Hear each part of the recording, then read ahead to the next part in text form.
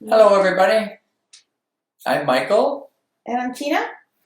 and we are Better Yourself 365, and we're a company that helps people with bettering their relationships and bettering. And today, in this what we call Better Yourself Conversations, we're going to be talking about bettering your mental health. So it's under the Better Your Health umbrella, but we're specifically talking about mental health, which is close to both of our hearts because we're counseling therapists. And we also have two kids, and we wonder about them and make sure that they're good. And we also have a history of mental health challenges in both of our families, so we have a personal connection with it as well. So I'm not sure if you knew it or not, but last Sunday, I believe, was World Mental Health Day. Yes, last Sunday. Last Sunday. So that was 1 week ago today. And yeah. The reason why we decided to address that theme today. Yeah, that theme. It's obviously a huge theme. Mental health, as we know through the last couple of years, it's really taking a toll on people's mental health, the things that we're going through. And we've never been busier. Neither Tina or I, or both Tina and I, are busier than ever, helping people through their mental health challenges. And, you know, we all face our own challenges, too, to try to stay mentally fit through this pandemic. But we did want to talk about some things, in particular, some strategies that we can use, and we can pass them on to you, some of the things that we do and some of the things that we do in our sessions with our clients as well. Yeah, because we're in that field of mental health as therapists, we have to practice what we preach, and there's no way to really, there's no better way to really know what you're saying to clients actually works. So, and you've had less mental health issues to address than I have, but that's something that I've been having to negotiate and manage, for a major part of my life. So it's the tips that we share are real, and when it comes to mental health, there's a real strong link with physical health. So that's one thing when we're going to share we're focusing on 4 major tips for mental health. But they're so linked because you can't just focus on mental health without addressing physical health, because things that we do for our physical health also can improve our mental health. So they're very intrinsically linked, and we have to see it that way. We have to see like the stuff that we do for our mental health in the same lens. It's as important as physical health, and we all have to do it. We all have to manage our mental health. Even if we're not diagnosed with a mental illness, for example, we still have to manage our mental health on a daily basis, just like our physical health. We may not be diagnosed with a physical illness, but we still have to manage our physical health. Right. So it's the same perspective, and the more people see it that way, the less taboo there is around getting help for mental health. Just like you would get help for physical health with your doctor. If something's starting to, you're wondering, you're seeing a certain sign, and it's like, wonder if I should get that checked. It's the same thing for mental health. You know, the longer you wait and you kind of put those signs aside, the bigger of an issue it does become when people actually come into our offices and talk. Yeah, so someday maybe there'll be the same stigma around having a broken arm as there would be around having depression. We're not there yet, but I think we are making gains in that world, and with athletes and movie stars and politicians coming out and openly talking about their mental health struggles. It certainly is helping people feel somewhat normal that they might be going through a patch. And as Tina said, you know, you might not be diagnosed with something, although there's a lot of kind of being diagnosed with something. Somebody, you know, some people think that if you're diagnosed with depression, you've always had it and you'll always have it, but that's not really the case. You can go through an acute period of it where it kind of comes and then it fades, and some people do have more chronic. But some of the things we want to talk about today help people, whether it's an acute version, kind of a short term, or it's something that's underlying and been around for a long time. Right, that everybody needs to do to manage their mental health. Yeah, because some of it's preventing, some kind of a drop or really low or a high sense of anxiety, and other times it's managing it when you have it. Mm-hmm. So it's keeping it at bay. Some of the things that we want to talk about today. So let's get started. We said that physical health and mental health is linked. Yeah. They go hand in hand.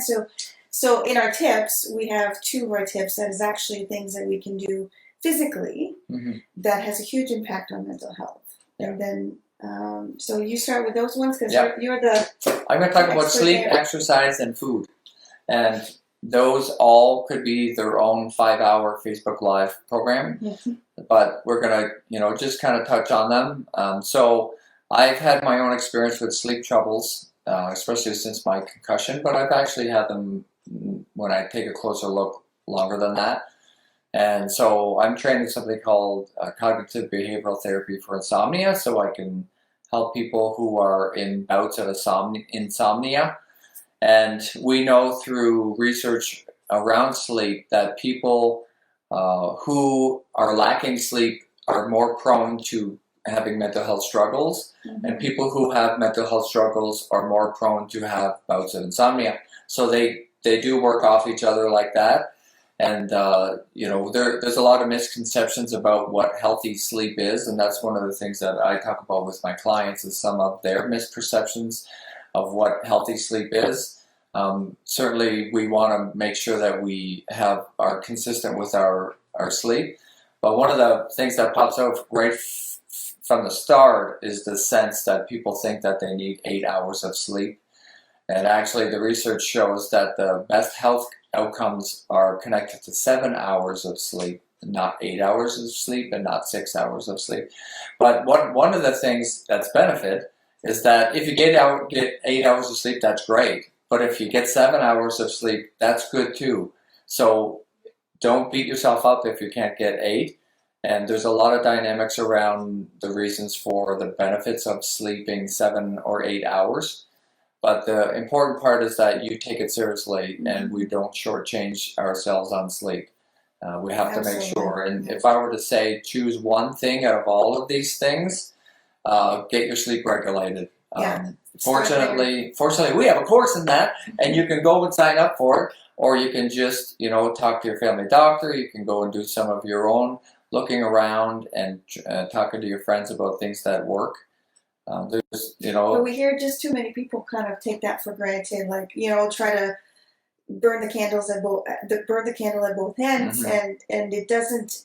In the long run, that's the worst thing we can do for any goal that we set, whether it's mental health or physical health. Like, if we don't have good sleep, at the end of the day, we're not going to be functioning at our best. Yeah, and then people try to medicate their way through poor sleep, and that actually makes it worse. Right. Especially there's some really strong sleep meds out there that can actually it's not really great actually, especially if you're on like a antidepressant as well. So they can actually not work very well together. So it can get dangerous, but it definitely can impact your mood, which is, we're talking mental health a lot. A lot of them, the more popular ones or the more commonly understood ones are what we call mood disorders. So anxiety, depression, for example, and sleep has a huge impact on mood.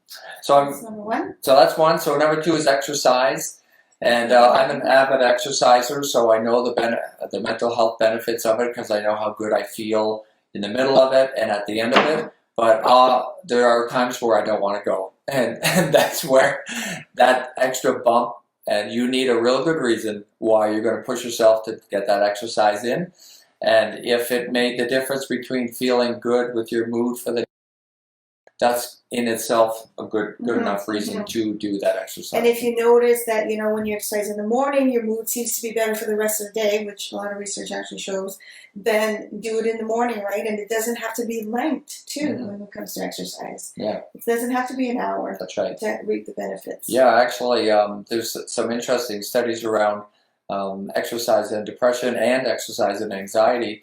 And one of the ones I remember is 15 minutes a day of running or 1 hour a day of walking can reduce your chance of getting depressed by 30%. And that's a Harvard study that looked at long term at people who were regular exercises. So as Tina said, you don't have to exercise an hour and a half every day, but you do have to be consistent because there is something that happens metabolically and in our nervous system and in our brain when we exercise that actually brings our mood up, and that's really what we want. And if you're anxious, it actually can bring your mood down, and it can bring your anxiety down. So there are benefits to both. And the timing of it can mess your sleep up.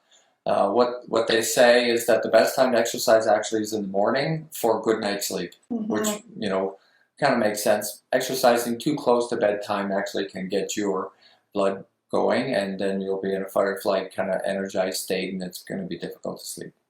Yeah, and I'm seeing some comments there around that sleep, right? So many people have a hard time regulating that sleep. Yeah. It's all these other factors can combine the sleep issue, like the exercise, the food also can affect the sleep. There's so many. So you need to really run a program of health that includes all of these parts. And if we are neglecting one part, there's going to be a price to pay, and perhaps even with our mental health. So back off to the third one, which is food. There's a book called Food and Mood, and it's a thick book, and it talks about how your food impacts your mood. And the thing I think about is that I work with my clients a lot is understanding your nervous system and understanding that there's something in your body called the vagus nerve, and this is the longest cranial nerve in your body, and it connects your gut to your brain. And it is the highway of information and neurochemicals that can go from your gut to your brain. So what you eat can impact your mind, and how you think can impact your gut. And the bacteria that is in your gut through poor eating, especially sugar in particular, that bad bacteria can eventually send information back up to your brain, which can decrease your mood. And yes, and you mentioned sugar, but also any food sensitivities that you might have also has a huge impact on your mood, because that's one way that the allergy, if you wish, or sensitivity shows up in impact mood. And often people don't think about food as linked to mental health. And I know firsthand when I went through, I worked with a naturopath doctor years ago to figure out food sensitivities, what was going on.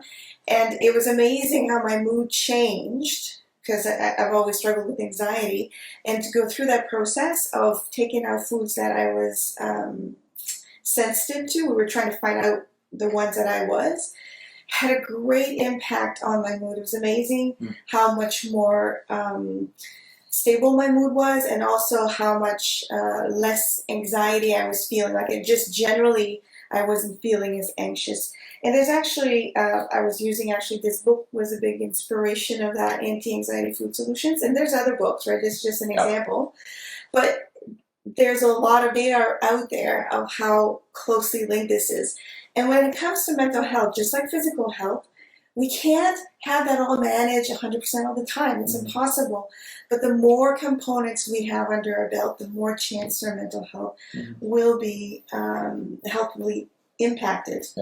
Yeah, and we have to start small and add little things in so that we can incorporate them and become habits. Yes, definitely. So I'm going to pass it on to you now. Right, because my work with my own mental health has been a lot.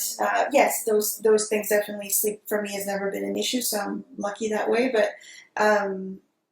definitely exercise and food, but mostly food for me has been a big part of my management. But the biggest part for me has been the emotional,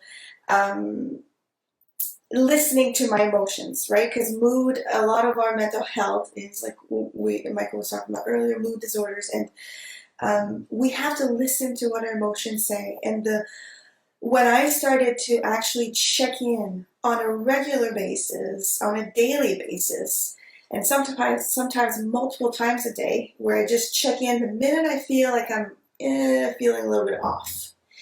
That has made a huge difference for me. So whatever strategies you can develop there to check in with yourself, to just kind of, before it gets too escalated, the mood you're actually feeling. For me, it's often anxiety. For some other people, it might be more depression.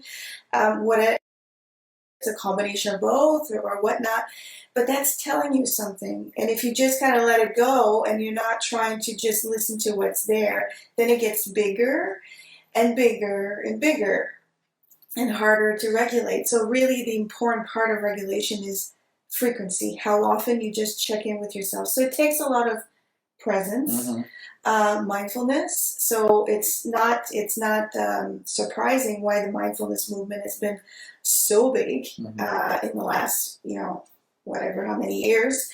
There's a reason for it. And then when it comes to mental health, it's a real strong component. So for me, my regular check-ins typically look like just like a quick presence technique, which some would call meditation, but there's so many different types of meditation. But tuning in, and sometimes it's going a little bit further and journaling about what it is that's coming up for me, so I can make more sense of it and maybe listen to things that I may have been ignoring that have been contributing to my mood and my mental health. So this is all things that could be used to check in.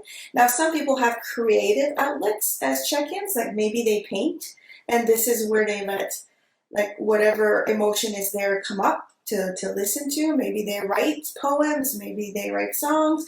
Any kind of creative outlet like that could be another way of checking in.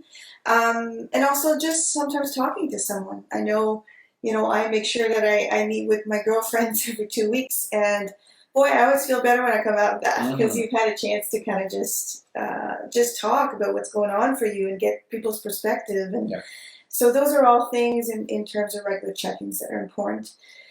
And the last one, the fourth tip is, what's the fourth one? Oh yes, manage the pace of your life. Oh, everybody's so busy. That is so true. And I mean, that's the first thing you hear of. It's people, we're this generation that we're just trying to do too much. And we're guilty of that. Oh, absolutely. We have to, keep ourselves in check. And sometimes we go too far on the busy state, and then you have to bring yourself back. And it's a really hard place to be. But whenever people come into our offices and they're really stressed or depressed or whatever's going on, the pace of their life is not where they want to be. So the pace is one thing. So there's two things. There's the pace, and then there's the people or the things that deplete their energy. So those are the two things that are often things we need to address. So in terms of the pace, taking breaks, allowing yourself to not just work, and including planning for some moments of joy where you get to do things that are just for you. Like when we were kids, right? We didn't have to worry about that. All of our days were filled with stuff we loved doing. Naturally. And I just heard a thing on CBC, and they were asking kids about their favorite class, and they were saying recess. And then recess through the pandemic has been hard because they're in bubbles, and so they were asking, how is recess going? And the kids were sad. They lost recess, and really that's their chance to go and run and be kids when they're not sitting in a chair. And that doesn't stop when you're adults, right? But it's so easy for us to kind of put that aside because, that's what society tells us is we're supposed to do as adults is just work our butts off. And that's not good for mental health. No. It's really not good for mental health. So I find that something that's been very helpful for me is to purposely include moments of joy. And I'm not always perfect at it, of course, but I try to intentionally plan my week so that there's going to be at least one, smaller moments daily, but a bigger something fun that I'm doing during the week, right? So that's part of it. And also things like, when I said the other part is the pace, but also the energy. That's a harder exercise to do, to look really at what's taking away your energy. The things that you're doing and who. And the who is even harder for people to kind of admit, like, okay, when I'm around that person, I'm drained at the end of the day and I feel negative and I feel blah. And that's a hard thing to be able to say, but it's such a big difference when you decide to surround yourself with positive people that keep your mental health up. And also things that you do. Sometimes we overcommit. Again, it comes back to pace. And they're good intentions. Oh yeah, they're, for sure. they're always good intentions, but it doesn't recognize our limits, and we don't set our own boundaries around what we can do, and so we have big dreams and big eyes, Right. and then before you know it, you're starting to get tired and you can't keep up with the commitments that you made. And then we feel, often it's the guilt that keeps us there, but really allowing ourselves to take care of ourselves and mental health means we give ourselves permission to step out of things that maybe we've overcommitted. And I know that for me was very hard, but I had to do that at some point. When I was burning out, I had to really look at, okay, what can I keep and what do I need to let go of? And it's hard to do, right? Yeah. So we don't want to go too much longer. It started 20 minutes. So that's a longer one. Tina said something at the end there, something that you can let go of that frees you up energy in order to work on you.